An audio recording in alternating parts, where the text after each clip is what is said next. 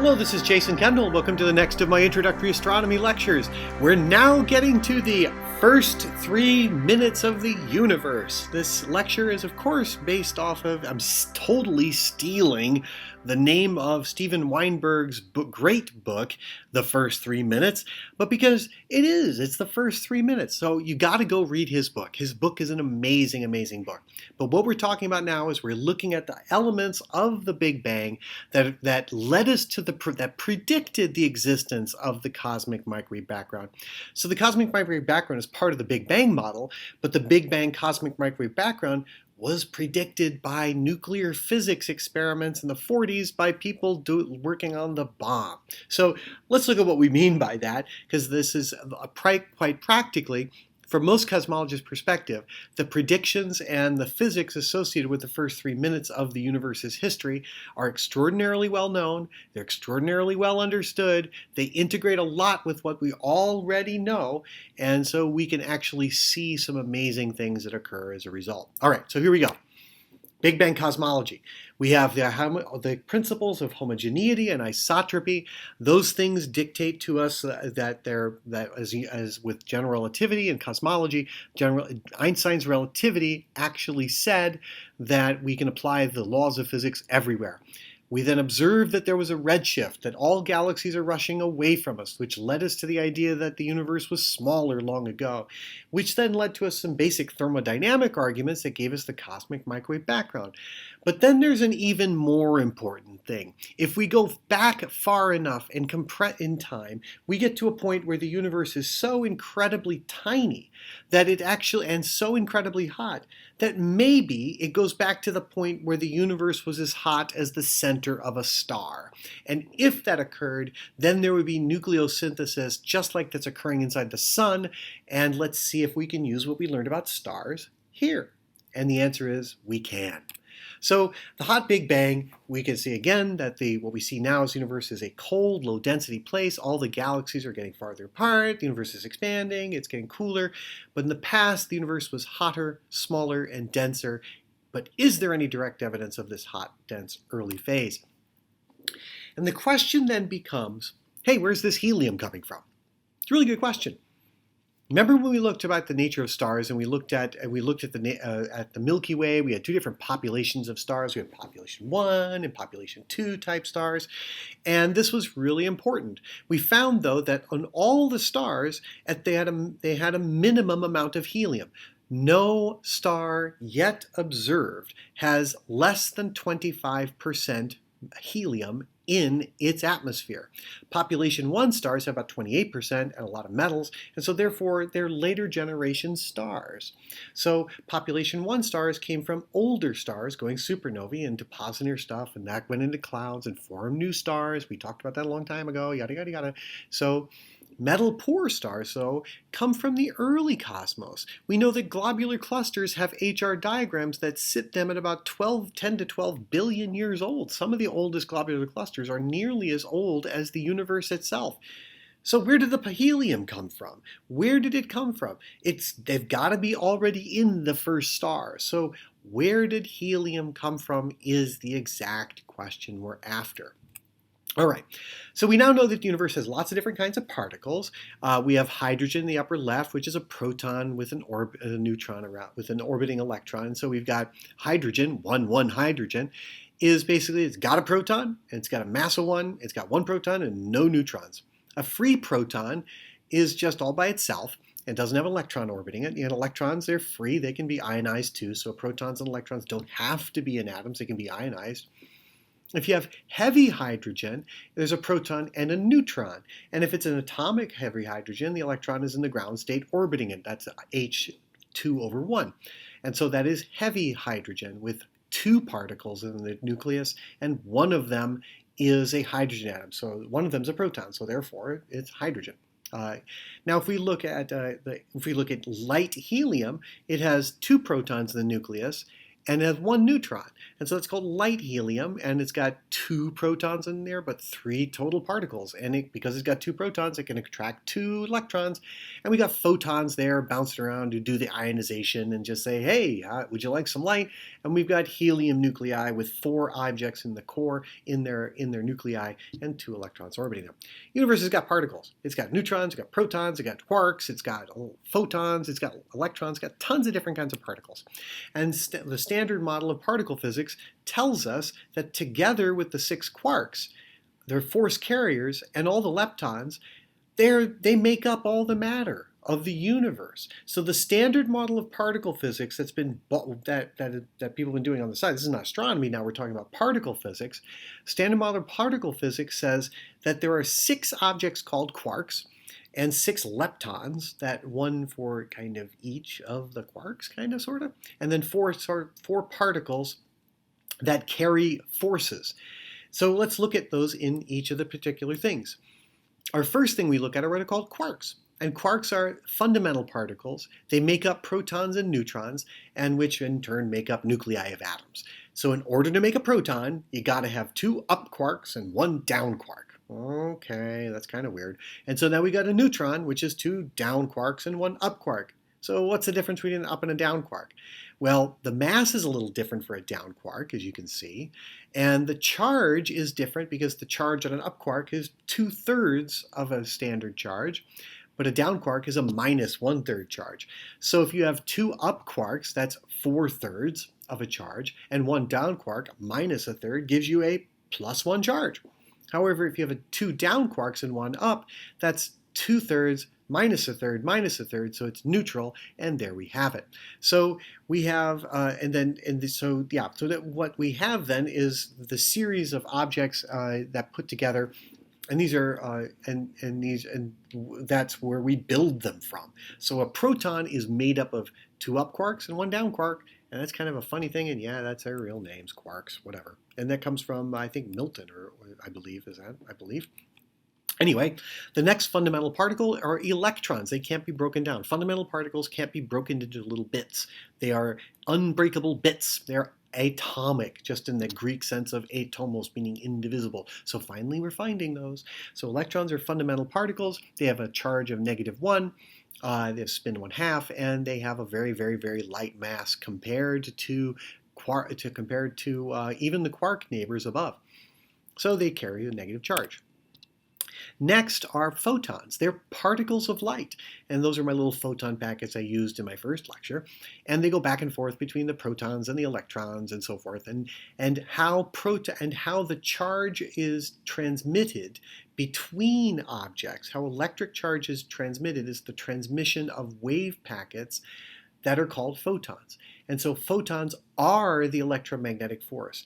It is the traversing of the photon that is the thing that is the radiative how the electromagnetic force is transmitted. And they're called photons, particles of light. Next we have neutrinos. Neutrinos arise just very simply out of the interaction with the weak force. I'm not going to go too deep into it, but suffice it to say that the weak nuclear force is in play whenever neutrinos come in or go out. So when a neutron comes along and decays into a proton, as it decays into a proton, one of the down quarks becomes an up quark. Then what happens is, as a result, a neutrino goes away to carry away some of the tiny amount of mass that's associated with it, plus some of the momentum, and an electron pops out in order to take the charge away. So that because the neutron was neutral and the proton has a positive charge, so you've got to have a negative charge in order to make because you don't create charge out of nothing. So the neutron becomes a proton and an electron. The charge gets divided up between the two of them to keep it neutral, and a little bit of the mass gets spun away, and a little bit of momentum gets spun away in a neutrino. And that interaction that allowed that to occur is called the weak nuclear force. The transmogrification of an up quark to a down quark is the weak nuclear force. All right, so now we have the final thing, which is really kind of strange, which is the strong nuclear force, the gluons. And those strong nuclear force says, that's a really strong charge you got, and those quarks, they're going to push against each other, so I'm going to help you keep together, and that's called a gluon. So the strong nuclear force holds the nuclei together. They hold protons next to protons. They hold quarks together inside of the protons. And so we never see quarks outside of a proton. They're never found free. They're either found in pairs or trios. And so when they're in threes, they're called hadron or baryonic matter, such as protons and neutrons. And that's where normal matter comes from. They got 3 quarks. So gluons are strong nuclear force particles that allow protons and neutrons, specifically protons, to live together inside of a nucleus of an atom. Otherwise, the electromagnetic force, the photons, with the charge, would push them apart. And they don't get pushed apart because the gluons are stronger. So the strong nuclear force is much more powerful than the electromagnetic force and the weak nuclear force. All right, finally, there's something that gives them all mass. And this is a very recent discovery. It was predicted back in the 70s, but it was discovered as part of the Large Hadron Collider, announced in 2012 and confirmed in 2013, that the Higgs boson is the thing that gives everything mass. So the thing that we call mass is a particle that's responsible for the masses of all other particles. Now I put the photon in there, but then photon's got no mass. But it rides along. It doesn't interact with the Higgs field. So Higgs particles don't really exist on their own, but there's a Higgs field. And that field is the thing that out of which mass arises, which is kind of a weird way of talking about it. But if you whack stuff hard enough, some of that field becomes particularized, and then you can measure it by how it interacts with other things. So the Higgs boson was confirmed by the Large Hadron Collider in 2012 as an existing thing, and that is a subatomic particle that's part of the standard model of particle physics now. And so we have 17 things. I'm just keeping it 16 because I like 4x4 blocks, but I put the Higgs on top just because Higgs is there. So we've got all these particles, and we fit them together in various and sundry ways. Things that are made with 2 quarks, they're like muons and so on, things like that. There's all sorts of things that are made by 2 quarks. But muons are fundamental leptons. But they all got some funny names. But you can make things that have 2 quarks. You can make things that have 3 quarks. You can make things that have 5 quarks. There's all sorts of ways you can fit quarks into things. But leptons don't go along with quarks. They're outside of the quark world, so they stay away from that. But quarks they're never found alone in ways that leptons can be found alone. So quarks must be found in the presence of other quarks. And so you never see a lone quark walking around going, I'm sorry, where am I? So quarks are always alone. But basically, you can take all these things and interact them together and fit them together like little Lego blocks and build all the other matter in the universe up from quarks and leptons, and they're held together by the photon, not the photons, but by the bosons, which are the forces that hold them all together. So the red column is the glue, the quarks make up the heavy stuff, and the leptons make up the lighter stuff. And there we have it. That makes up all the matter in the universe, including dark matter. So if we then go back in time, let's go back to our concept. We say today we see nice and galaxies and everything is all spread apart. But if we go way back in time when everything was closer together and hotter and hotter and hotter, long ago at the very, very, very close to the beginning of the Big Bang, we find that we go back to our original equation of the nature of how hot the Big Bang is.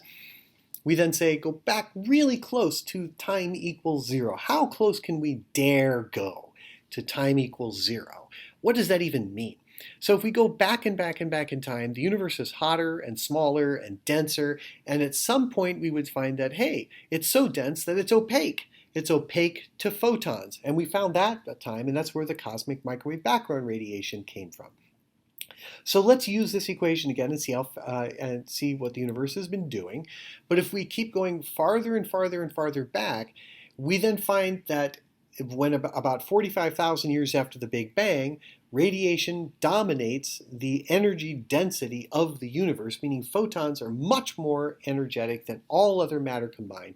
And so at 45,000 years old, before this time, no matter what before this time, there could not possibly be there were no atoms, no matter what. Too hot, it was on the order of about 10,000 Kelvin on order. So there weren't any atoms at all. but there were some nuclei. But it was still not hot enough to actually do anything except have a whole bunch of nuclei running around with a whole bunch of electrons and a whole bunch of photons, with the photons having the dominant share of the energy. All right. And when we think about radiation dominated, we go back farther than that. Light carries almost all of the energy. And so we can keep going farther and farther and farther back in time.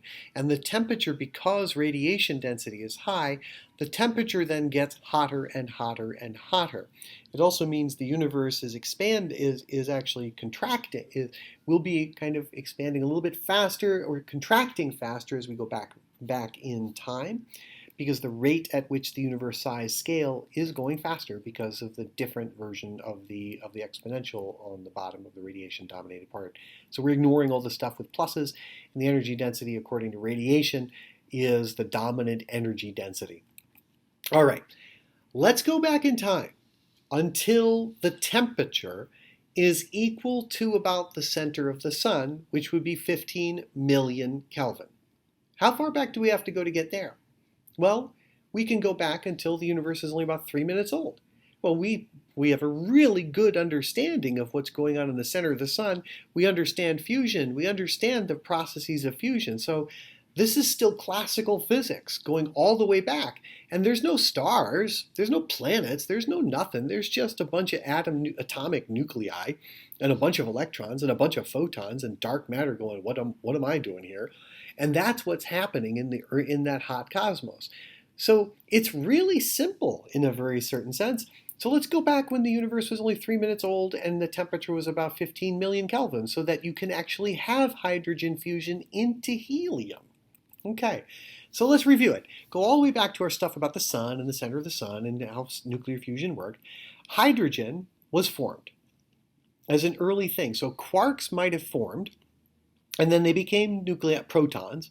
But now you can slap protons together, and if you smack enough protons together, you get some deuterium, and with the weak nuclear force interacting, because it makes an anti-electron, and there's the thing, and that reacts with an electron, it makes more light, and then deuterium smacks into another hydrogen nucleus, and that forms light helium, and that's in an energetic state. The nucleus would start off in an energetic state and says, and I got way too much energy, so I'll emit a gamma ray, emit some more light, and eventually that will collide with another light helium nucleus and form heavy helium, and that is part of the proton-proton chain. So when two light helium nuclei collide, they end up with a helium nucleus, a normal helium nucleus, and that. So this happens in the sun when it's 15 million Kelvin, and if we go back to when the universe was 3 minutes old, this also presumably was happening then. So if that happened during the universe's time, when it was 3 minutes old, then how much helium can you get out before the universe cools down, before it cools down too much such that you don't get any more helium? So therefore deuterium is a major key observation for the Big Bang. In the earliest times, there was no helium either, because it was too hot for even the nuclei to stay together. So you had bare hydrogen, bare protons, bare neutrons. That's all you had prior to about 3 minutes. And though they were just bouncing around doing stuff, and they couldn't stick. It was too hot for them to stick together as nuclei. It was so hot they could not stick, which is a really interesting thought. But once the universe got to be about 3 minutes old, it had a couple of minutes, it had a minute or so in order to do nuclear fusion, because there was a time when it was too hot before it, and then it was a time after that it was too cool, because the universe, as it expands, cools off. And so how fast can it make that deuterium, and then how fast can the deuterium be eaten up, and maybe there's some leftover deuterium. So as the universe cooled, and it cooled down enough so that it could do fusion, deuterium was formed. Deuterium got eaten really fast because it's easy to do fusion once you can make deuterium. And boom, boom, boom, boom, boom. Therefore, any leftover deuterium we find in the universe must be primordial. If it's out in clouds in space and never has been engaged in nuclear fusion, because it'll get eaten up really fast in fusion. So any deuterium was a product of fusion, And if it's floating out in space, it is primordial coming from the Big Bang. All right, so when it's really hot, everything vaporizes, falls apart, melts, unbinds, disintegrates, and goes to the simplest, most symmetric arrangement. What does that mean? It means binding energies. We have to think about the binding energies of objects. I kind of talked about it a little bit, but the binding energies of atoms are about 1,000 degrees Kelvin, 1,000 Kelvin. And that's where we get things like the emission nebulae, like the Orion Nebula, or the Trifid Nebula, or other things like that, or supernova nebula remnants and so forth. Those are atomic transitions of electrons jumping up and down. And so if you give it too much energy, the electron jumps away. Fine. So now let's say we have nuclei of atoms, and those are composed of protons and neutrons. So those things are really tiny objects, but the nuclei themselves will unbind if you get them to a temperature that's higher than 10 billion degrees, because the light is too intense, as well as the kinetic collisions between them are so intense that they whack. But mostly it's the light. And remember, it's energy dominated by light, so the light, there's a lot more light than there are atoms, and the nuclei of atoms then plays the biggest, it will be unbound because there's too much light in order to keep them together. And if we go back if we get higher and higher temperatures, quarks then become free because the temperatures are too high at about 10 trillion degrees for them to be bound together. So if you get it hotter again, about 1,000 times hotter than 10 billion degrees, then protons themselves will fall apart into their constituent quarks. That's what we mean by the binding temperature. So the hotter it is, the more it melts, right? So then we can work back and say, okay, we can think temperature, go back in time, gets hotter, maybe things melt, and then we can say, oh, then run it forward in time, things go from melted state to bound together state. That's what we're going to do. So the cosmic timeline then says, start hot, go forward, and everything bound, and then things fall into place and bind together. That's what we're going to do. All right. So in the first microsecond, we had what we would call quark soup. So inside, I'm not even talking about that, up to the first microsecond. I'm gonna do a lot of hand waving here. So here's my first hand wave. I'm gonna only start with the first microsecond, and in the first microsecond, I'm gonna hopefully get to the other stuff later, and we'll get to that, I hope, later in a later message, which of course we will, because we're going to talk about inflationary epoch, which is way before this. But prior to the first microsecond, the temperature well exceeded 10 trillion Kelvin. That means that quarks were free. And quarks not only were free, they were the energy of the light was so great that two photons could interact and create quark-antiquark pairs. They could also create electron-anti-electron pairs. So there was an absolute balance between up quarks and anti-up quarks and down quarks and anti-down quarks, which I've made my anti things black and my normal ones with a white background. Isn't that nice? And so when they collide together, they have a little bip, an explosion, and then that turns into light, and sometimes the photons smack together and they turn into quarks and antiquark pairs. So there was a balance between the light and the quarks and the light and the electrons. And so up to that moment, it was all in symmetry. A photon couldn't go far without hitting another photon and turning into a pair of quarks. A pair of quarks couldn't go far. A quark and an antiquark couldn't go far before they smacked together and turned into light. So antiquark-quark pairs would collide and form light, and light would collide together and form quark-antiquark or electron-anti-electron pairs. So there were like antiparticle-particle pairs being created in amazing abundance, and it was all one thing, basically, because it was like, hey, you got some light, you got some quarks, you got some up-down quarks, and you got some anti-quarks and some anti-electrons and electrons. Very hot, too hot for anything else to exist. Universe expands, cools, and then it freezes out. After 1 microsecond, the temperature cooled, which means that those quark-antiquark equilibrium reactions stop. Now that's done. But the quarks then bind together. So remember, there's a total balance between the quarks and the antiquarks. However, somehow, and it's not understood very well, it's incredibly poorly understood, that somehow there was a tiny amount imbalance between quarks and antiquarks. And so the remaining quarks bound together into the hadrons, mostly particles. Hadrons are things with 3 quarks, and that becomes protons and neutrons. So basically the quarks join together and say, okay, now it's cool enough for us to become protons and neutrons, and now they're bound together for all eternity in the future. Up until that moment, there was a balance between those particle-antiparticle pairs and photon pairs. And then all of a sudden there were no free quarks. And we then had, that is where the total number of matter type things, protons, neutrons, and dark matter, all arose at that moment. And then from that moment, the total number of photons was fixed in the universe, and the total number of protons and neutrons was fixed in the universe, as well as electrons and dark matter, which I'm leaving out for the moment. All right.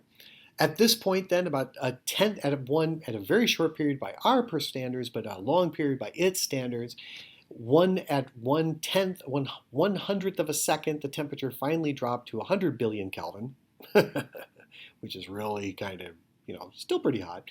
And then the quark-antipark pair, the protons then decouple from the photons, meaning before that, it was still so hot that the protons and neutrons and electrons bounced against the photons, and they all had the same temperature. So they existed as free particles, meaning they just bounced around, and they said, I'm so hot, I'm going to keep with you. But at some point, they cooled off enough.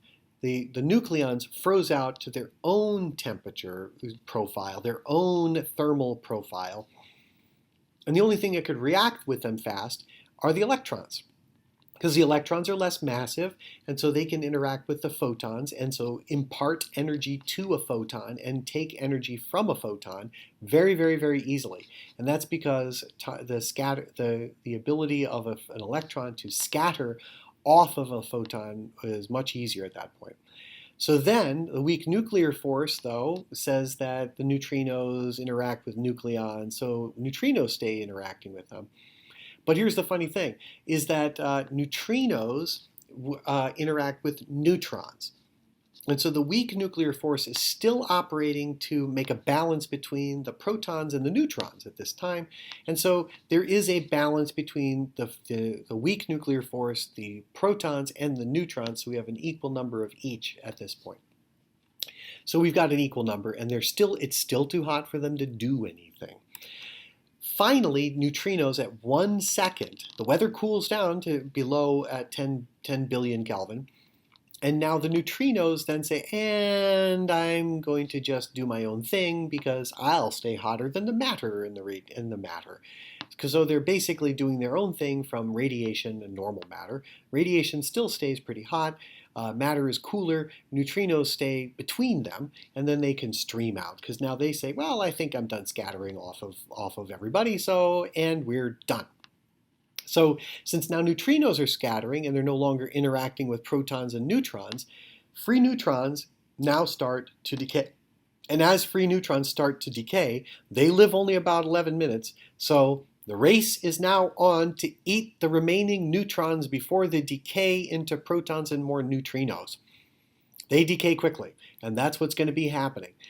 After they decay, we have about when that is done in less than 11 minutes, we're very, very, very soon to be done with all the neutrons. And after a minute or so, we're left with 1 neutron for every 5 protons. They decay quickly, and that's what we end with in about a minute or so. So, at 3 minutes old, the universe had finally decreased to about 1 billion degrees. That means we are left to beginning of fusion may occur. Or tens of millions of degrees. So now we can start the fusion.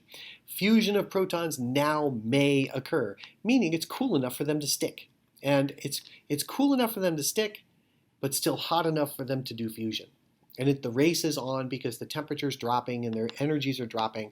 So deuterium forms rapidly, helium forms rapidly, and inside of the 3 minutes, there's a race between gobbling up the neutrons by the deuterium. The deuterium then gets quickly gobbled up by other fusion by hitting other free protons that forms light helium, which then forms more helium itself, and we're done at the end. At the ending, we end up with about 75% hydrogen and about 25% helium. Now the deuterium is easily burned up in this fusion reaction, so there's tiny amounts left. There's also really tiny amounts of light helium left over, extraordinarily small amounts of lithium and beryllium, and almost no boron. But nothing else. Nothing bigger than boron. Nothing bigger than that in the entire chemical element table. This is what was made in the Big Bang. Helium and hydrogen.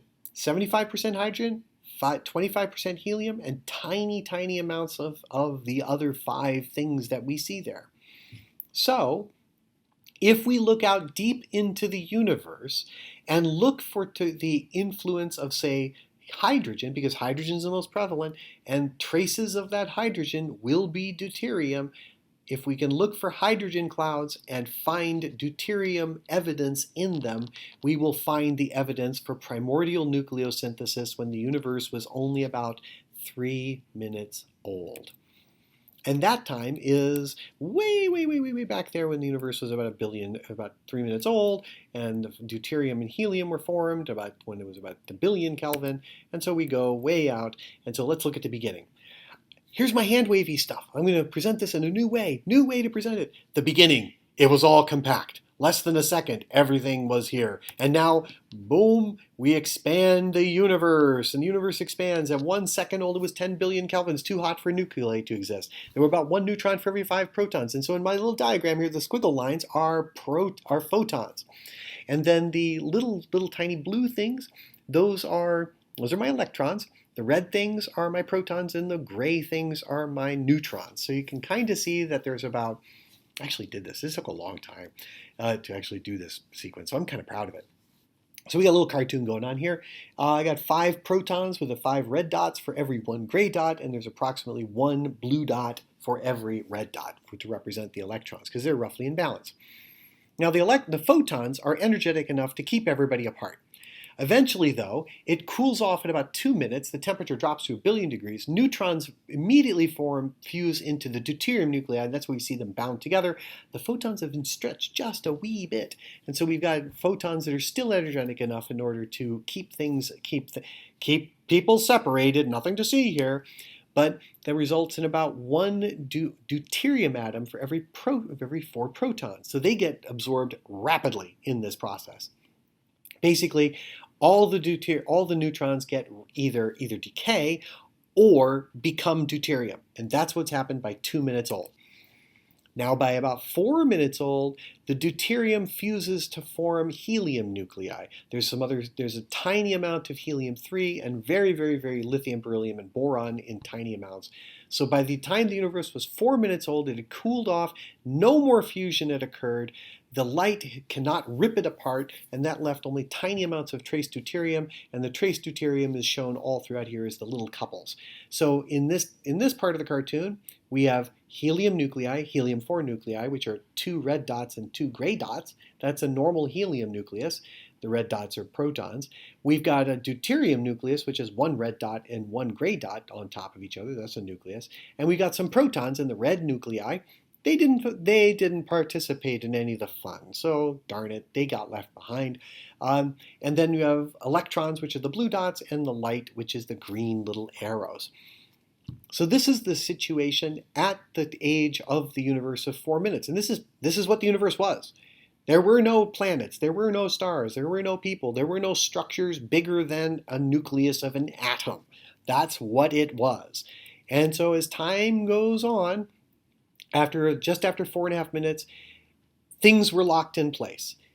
Predictions from the nucleosynthesis using our arguments from knowing nucleosynthesis from stars and from nuclear reactions and nuclear physics, we predict that there would be between 20 and 26% with the ratio of deuterium to hydrogen being approximately 1% of 1%, up to about 10%. So it's a pretty big range. And the actual observations show it's roughly about 22 to 25%, the ratio of helium-4 to hydrogen.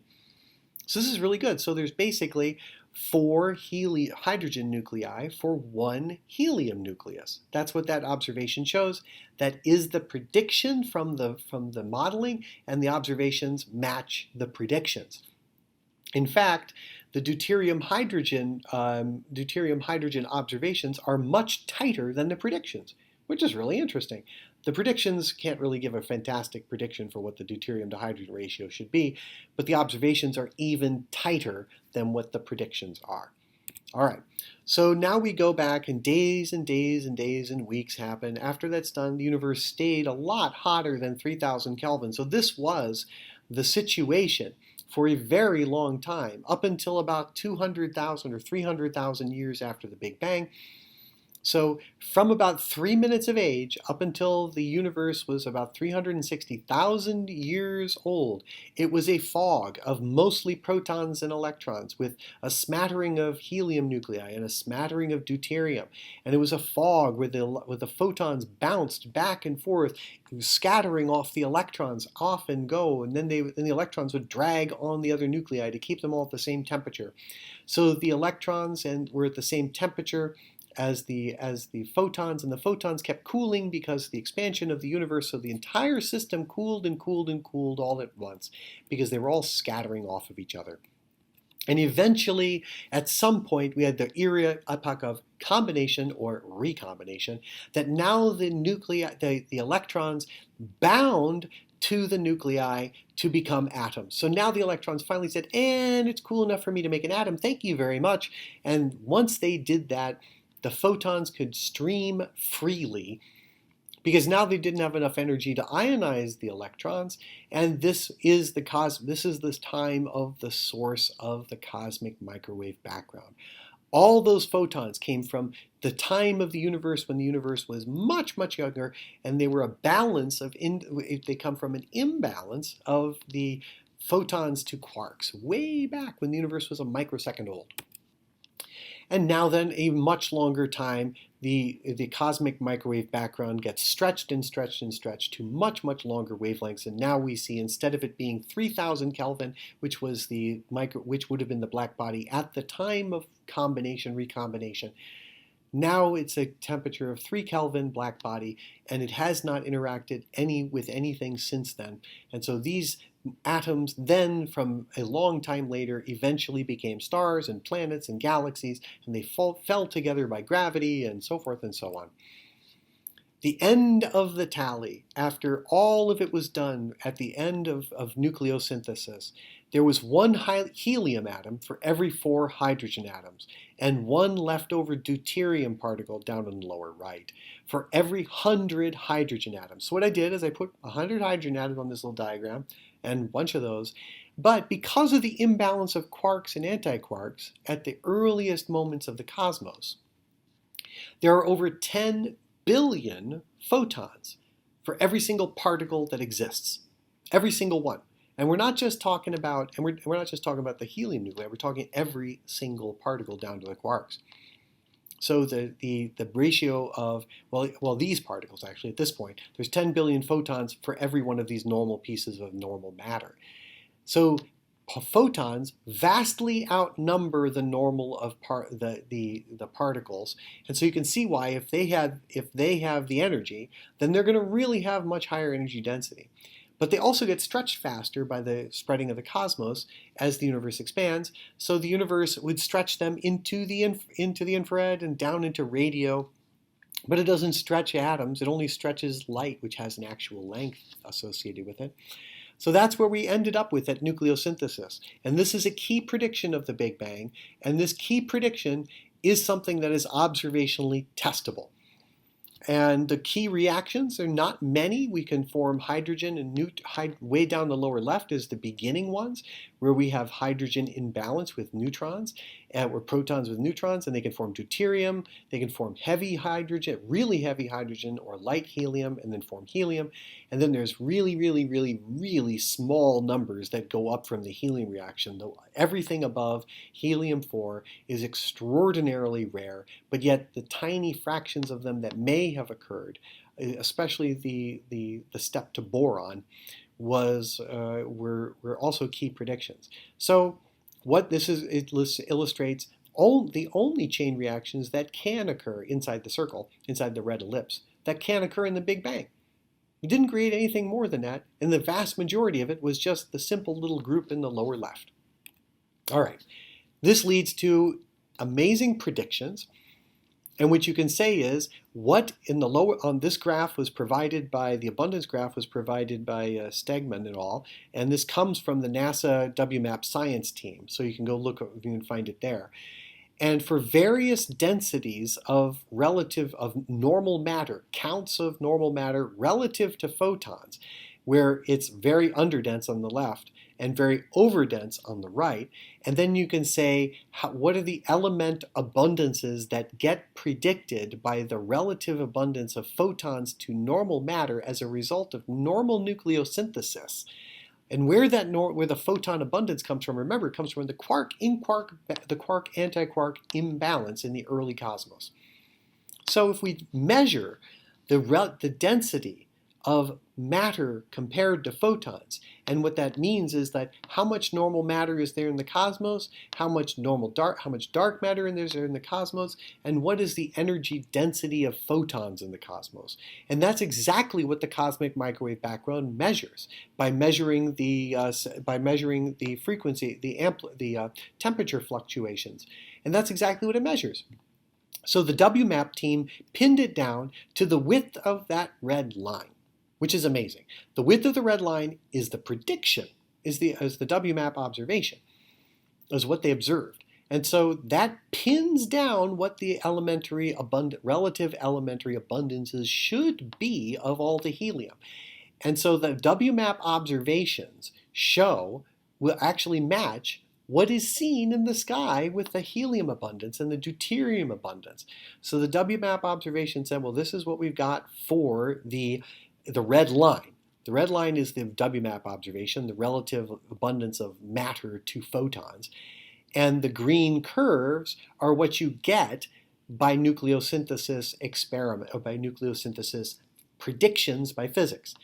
And so then what you do is you go out into the universe and look to see if your theory, the green, blue, green, yellow lines, where they intersect the WMAP observations inside those little circles, does that actually match what is predicted? And if it doesn't, then you've got a problem with your theory. You don't have a problem with your observation, you'll have a problem with your theory. Funny thing is, though, the theory matches the observation. So the observation that needs to be matched, meaning the abundance of helium and the abundance of deuterium, is what is seen. So that's what's amazing, is that the ordinary matter has been predicted to have a certain amount by nucleosynthesis. Then what's done is said, okay, given that the universe had this amount of stuff, do we think we understand nuclear fusion? If we think we do, then we can predict the total amount of helium to hydrogen ratio that gives us the total amount of normal matter, roughly, in the universe, and that also, and the cosmic microwave background is the dominant reservoir of photons in the universe. In fact, the cosmic microwave background has more photons in it than all the stars in the universe combined. So we say, how many photons are there compared to normal matter?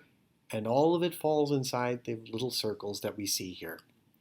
The actual observations by checking how much deuterium there is, checking where it is, actually falls exactly where it's predicted, which is astonishing.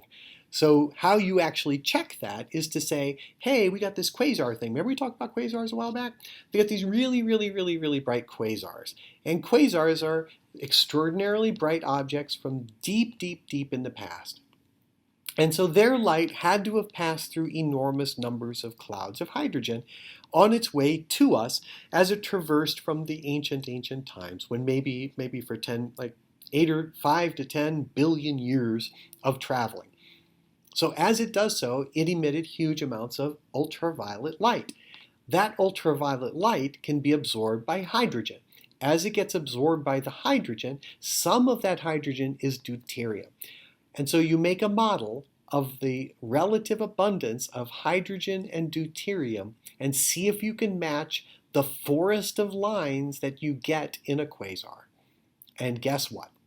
They match, which is astonishing. So the prediction, what you need to do in order to make a model of the hydrogen and deuterium abundances matches what is observed by the cosmic microwave background observations that are predicted by primordial nucleosynthesis in the first 3 minutes.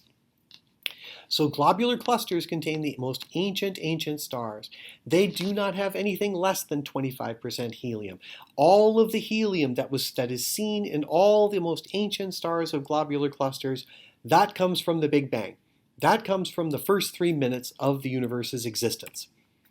So after the epoch of recombination, at 300,000 years or 360,000 years, it drops, and that is where the cosmic background radiation comes from. And we see then that the cosmic microwave background was incredibly important. It has predictions that give us information about the cosmic background radiation itself, encodes the information about the relative abundance of matter to light. The amount of matter to light was fixed by the cosmic primordial nucleosynthesis. So we go way back in time and we say the physics of stars, the nuclear physics of stars says when the universe had this temperature, it made helium. When it made helium, it only had a little bit of time to do it before it cooled off. How much could be made inside that time, given that the temperature was dictated by just the light, not by the matter, but by the light? The light then said, oh, I'm cooling off now, so now you can't do this anymore, so everybody's going to have to stop. So nucleosynthesis could only occur for just for a minute or so, a minute and a half, or 2 minutes, from minute 1 to minute 4.5. And then that was fixed, and it was observed in the relative abundance of matter versus light in the cosmic background radiation. So what's interesting is after the epoch of recombination, there were no stars. For a long time, there were no stars. It's just gas cooling off and cooling off and cooling off. And hydrogen and helium are neutral, so they don't glow. And eventually, the universe was opaque to ultraviolet, and that's where the Lyman forest alpha lines that we see in the quasar lines really come from. And then matter was really falling together because there's nothing to do but, fall together under gravity. And so the matter density really drops very, very quickly. And in fact, material becomes stars really fast, becomes quasars. It starts to organize itself rapidly. And then about 300 million years after the Big Bang, you get galaxies. Galaxies start to appear between, say, 300 million years up to about 700 million years. That's the era of the creation of galaxies. And the cosmic microwave background has dropped after about 1 billion years to 30 Kelvin. And stars had formed, ending the dark ages. And those things then reionized the primordial interstellar hydrogen. And that reionization epoch is also seen in the cosmic microwave background because the electrons get hopped up, and that can affect the cosmic microwave background too. So the first quasars formed, the first metals are formed by the first supernovae, and then we get our first generation of population 1 type stars, and then population 1 are the young stars, population 2, and the most ancient ones would be the population 3 stars, which would be being formed during this time. The major piece of evidence we have is the 2010 discovery of one little galaxy, which light comes to us from 480 million years after the Big Bang. And it goes on till today. Not nucleosynthesis, but the universe expanded until the universe was about 2.7 Kelvin, 2.75 Kelvin today. We can sum this all up. So we have really fantastic evidence for what we call the Big Bang. The Big Bang is a story of how the universe grew. The universe expands. Hubble's law shows that the universe expands. Isotropy and homogeneity are consistent with the cosmological principle. We're not at the center of the universe. That's why everything's not expanding away from us. the universe is expanding from all points at the same time. And that's the cosmological principle, and Hubble's law shows that. And the age of the universe is consistent with the most ancient, oldest stars. Primordial nucleosynthesis was predicted back in the 1940s when people were doing the initial test for the atom bomb with the Manhattan Project. And they said, well, what would happen if the universe were a star? And they made some predictions, and that prediction led to the idea that there would be nucleosynthesis that then would have made a background light profile that could be seen today. And that background light profile was the observation of nucleosynthesis. So primordial nucleosynthesis makes hydrogen and helium. It actually takes hydrogen, forms deuterium and helium, and those elementary abundance ratios are determined at the time of nucleosynthesis. That also determines what light was and how hot the light was, and that prediction of nucleosynthesis that started from the 40s was then found in 1960s by Penzias and Wilson and refined with greater ease with the COBE, WMAP, and Planck satellites to show that the cosmic microwave background really truly exists. This is amazing empirical confirmation, meaning actual evidence that really exists, that can be taken by other people with money and time, if you wish, that says that the universe began in some extraordinarily hot, dense state 13.8 billion years ago. And this is such settled science that we actually think it really happened. If it didn't happen, if the Big Bang, as I just described it in the last few lectures, did not happen, then something almost identical to it did. So really, the universe is 13.8 billion years. I don't care what creationists say. They're kind of dumb. But hey, how can I edit that out? I can't, and I'll just leave it there. So the Big Bang really actually did happen, and these are the major empirical evidences that say it did. And there's some review questions for you to go over because, what the heck. But that's what we're really talking about is the Big Bang and its major piece of evidence, which is the expansion of the universe, primordial nucleosynthesis, and cosmic background radiation. Finally, we're going to be talking about, we'll look at the earliest epochs of the universe because there's some problems with this elementary model, which we call the standard hot Big Bang model. And so there's some extensions to the Big Bang model, which are incredibly important that deal with the earliest epochs of cosmic time. But this model is very consistent, starting with a microsecond. We pretty much know the physics all the way up to a microsecond of age. Prior to a microsecond, things are a little weird. Things are very weird. We really have a lot of stuff to talk about there. And we have other things we'll talk about with respect to the evolution and formation of galaxies and the formation and growth of cosmic structure with time. So we'll see you next time.